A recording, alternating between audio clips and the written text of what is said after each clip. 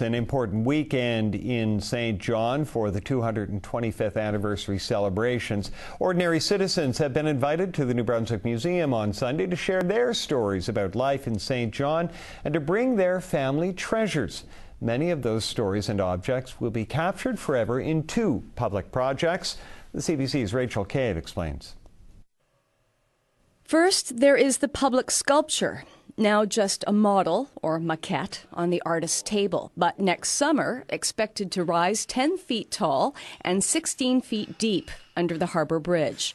Artist Peter Pounding calls it Shards of Time. He says it will capture the sweep of history, where the St. John River meets the sea, some 10,000 years of human activity. This is like an archaeological find of an ancient clay vessel that's been broken and partially reassembled, but is partially still buried. In these shards, Pounding will incorporate impressions of everyday and exceptional objects, from arrowheads to cell phones. Pounding calls it a team effort, a collaboration with his son Jake, as well as a St. John historian and some other specialists. It's an opportunity for people to come and interact with history and each other.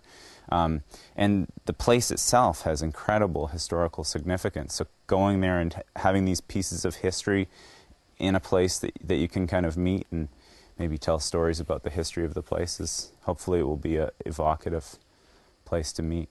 While Pounding works with materials you can feel and touch on a sculpture that will take up space and anchor part of Harbour Passage, the other historical project is happening online.